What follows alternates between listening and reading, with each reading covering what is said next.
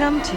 You must promise to obey the rules of the nest, and that means no hanging upside down, ever.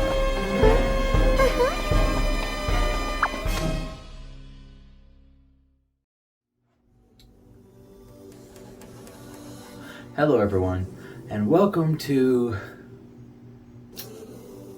how do I put this? It's not From Pages to Pictures, and it's a different spin on Cody's books versus films, so let's just have fun with this one. Now, today we're going to be talking about one of my favorite authors of all time.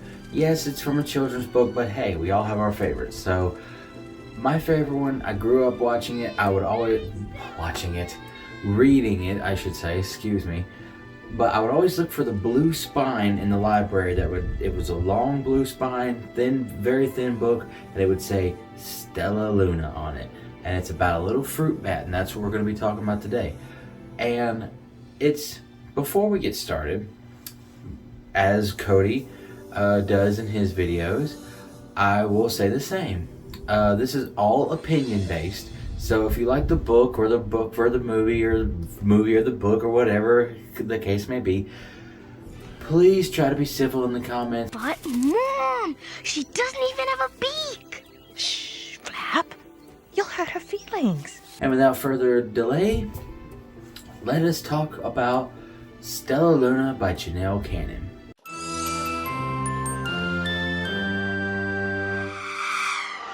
Janelle Cannon was one of my favorite authors growing up.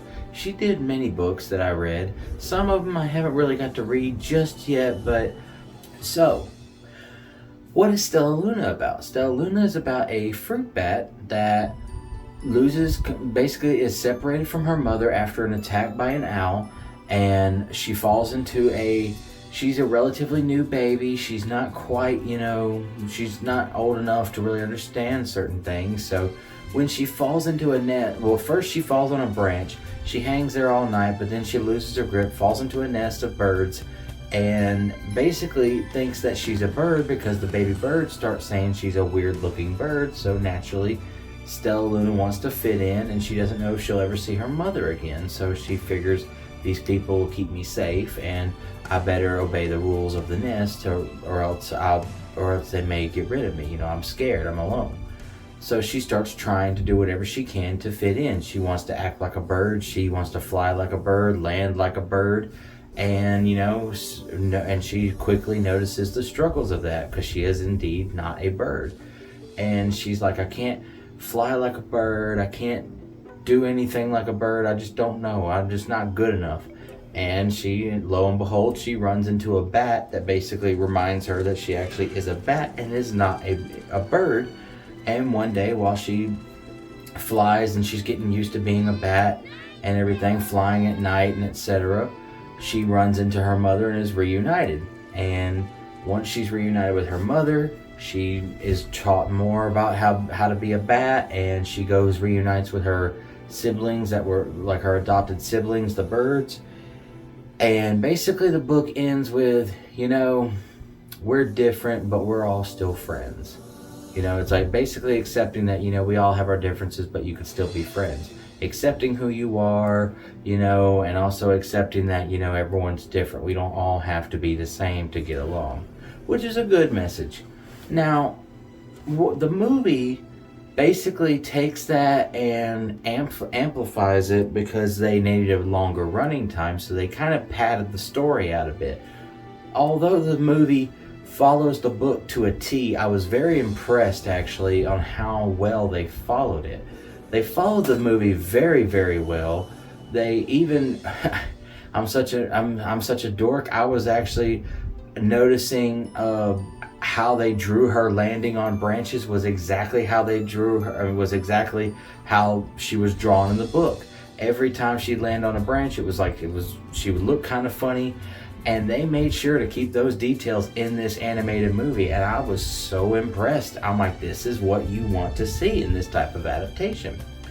So, where does the movie differ? Well, it differs in its characters and its runtime, I would say, but all in all, both the movie and the book follow the same plot elements and themes. So what would I say wins this particular round, book or movie?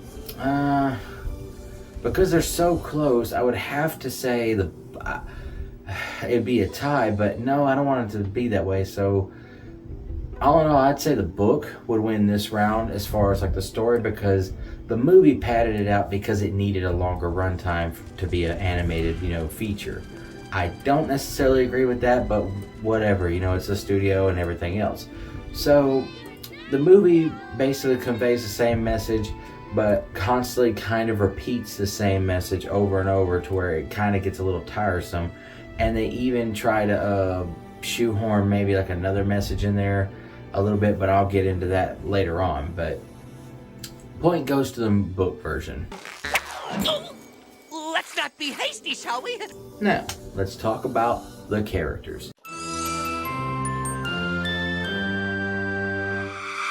In the book, the characters are pretty much very minimal. There is Stellaluna, her mother. There is the owl that attacks them. There is the mother bird and the baby birds, and that is it. There's no other characters in the book. Now there is like some side characters, as in like other bats, like the first bat she runs into that tells her she's a bat. You only see him on one page. Now in the movie is quite different. You have all the pre-established characters that I've mentioned before, with the addition of a spider who serves as the comic relief. But arguably, Stellaluna is her own comic relief because she's just so adorable in the book. So this young actress really knows how to lay in the cute factor. From her little groans, her little whimpers, everything. This girl is perfect. This young woman was perfect. Oh, now who's your friend?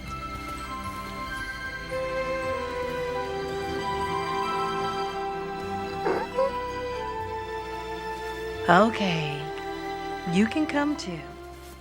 But like I said, we had to pad the movie out. We had to add these characters to make a longer running time. So Stellaluna, one night while she's sleeping, she actually can't sleep because she's upset, she's depressed, she's not like a bird, and she doesn't like the food, and she can't fly right like the birds, and she doesn't know what she's gonna do. While she's lamenting this, that she comes across this little spider who has a superhero complex. He literally wears a leaf on his back, and he's like, "I'll be your bodyguard. I'll protect you in the jungle." And she's like, "Wow, I have my own bodyguard." He gives her a little whistle to blow to call him and everything, and it's just like, quite honestly, throughout a good portion of this movie, you kind of forget this spider even exists, because like I said, he's only there to serve as we needed to buy 5 extra minutes to this movie, so a side character, throw him in. Kind of similar, in fact, she runs into some birds that basically tell her that, "Oh, well, you're a bird, but you want to look more like a bird, so we'll help you look more like a bird so you could fit in better." So they give her a bunch of feathers and etc., things like that, like a beak and everything, and they tell her, and they sing a song and stuff like that to her to try to make her feel more included. Naturally, the feathers don't really work. They also fall off because she's just not a bird. And we never see those birds again. They disappear. There is a conclusion to the owl in here, because again, they had to pad it out. There is a moment where basically Stellaluna, her mother, and these other bats plot they create this battle plan to basically take out the owl and stuff, and they do basically run him out of the hunting grounds so they could basically fly in peace, which I thought was a nice change. It was a decent enough change, because like in the book we have no conclusion with the owl. He never shows up again. It's in one page, it attacks the mother, and that's it. Now on that topic, in the book we also get to see the mother bat in the background. In these smaller images, we see little storyboard renders of her searching for Stellaluna in ponds, creeks, and etc. And we even see she found refuge in a cave, and the owl basically couldn't get to her, so he flew off. We get to see all this in the background while you're reading the book. Like, because as you read it above the paragraph, there would be a little image to show you what Stellaluna's mother's doing amidst all the stuff Stellaluna's doing. Now, in the movie, we don't really get that. We have no idea where the mother went. We don't know that she was looking for her. We don't even see clips of her looking for her. We just basically see them get reunited, and she says, "I've looked for you everywhere." That's just about the size of it. So what I would say as far as like, who wins this round as best characters of, like, who wins books or the movie, who has the better characters? Well, I would definitely say it's very hard, because I know that there is some people who enjoyed the spider and enjoy the birds, but I would honestly have to say that I would still go with the book, because the book didn't necessarily need to have additional characters to drive home the point or the moral of the story. So point goes to the book version once again. How dare you laugh at a Scurry the Invincible, the world's only superhero jumping spider? Yeah.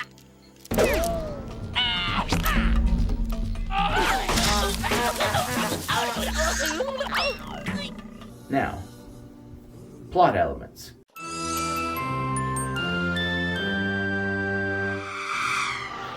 This time in the book, basically the plot and the moral of the story is, be comfortable with yourself. You don't have to change to fit in. And also it's accepting that, we're different. I've said this early in the beginning. We're different. But that doesn't mean we can't be friends. We have completely different ways, but we can still be friends. Accepting yourself for who you are and accepting others for who they are. And it was a good message. Now the movie kind of pads that out a bit more, and because they pad it out, the plot kind of gets a little muddled, because it starts to kind of beat you over the head with it a little too much. Like, you're sitting back like, okay, we get it. It's like because you expect the movie to be over, but it keeps going, and basically it goes, oh well, hey, now there's two birds. It's like, we're gonna basically dress you up like a bird so you could fit in. And I'm like, but she's already kind of realized that she doesn't really fit in, but now it's like she wants to fit in all over again. So it gets a little confusing, and it just wasn't necessary. Basically, without dragging this out too much like the movie did, I would just like to say that who wins the final round of plot? Who wins the plot elements? Well, granted, it's the book. Book wins again. This is all your fault. Alright, so what is my final verdict of this particular books versus films, pages to pictures, whatever you want to call it? Well, I would have to say, it's really hard, because I do enjoy the cartoon for what it is, because I was happy that the book got a film adaptation. Even though I still say that the movie was padded out too long and had a lot of unnecessary characters, and the plot just kept getting repeated over and over to where it kind of got tiresome after a while, and it didn't need to be that way. Although the movie also gave us a good climax, because it gave us a conclusion to what happened to the owl kind of thing, even though we didn't really need a conclusion, but we still got one. So that was fun. And the book I will always have a soft spot for, because that book I always went back to read it and everything, and I even put it in my videos called Storytime, where it's a read aloud, where I read the book to you and everything. I even did that for Verdi and Stellaluna, and I definitely recommend you go check out the Verdi one, because I do many different voices for these elder snakes, and it's a lot of fun. It's taken nearly 4 weeks for that last lizard to digest. I surely do like lizards, but lizards don't like me. Why don't lizards like you? Don't interrupt. Umbles grumbled. Dear me, Whined Aggie. if I don't shed soon, this itchy skin will drive me bananas.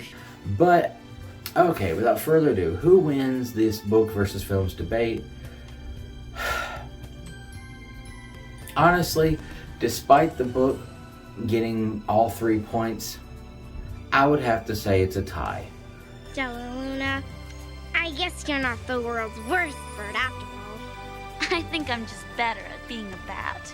Only because The movie is pretty much the book to a T, with the exception of some additional scenes to kind of make the story stretch out even longer. The movie is basically telling us the exact story of the book, even right down to the same imagery, the same pictures, honestly the same spoken lines.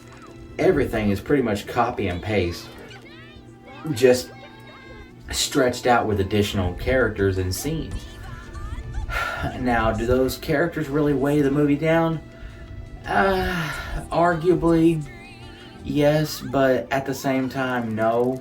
Because the spider, he's a little annoying, but he's not really that annoying. He's kind of charming in his own way. The birds are actually trying to help Stellaluna out, so they're not really a pain. But no, like I said, there's nothing really to complain about, really, to really get angry about. So I would definitely say it's a tie, because I think the movie is pretty much just the book if it was extended. So, and it does its job very well, and it does the exact same job very well as the book does. So I would have to say that the book and the movie is a tie. So, all that being said, farewell wherever y'all fare. May God bless, and feel free to swing by LWTV sometime for some spoofs, music videos, art galleries, and funny skits / parodies. And I'll see y'all there. Take care.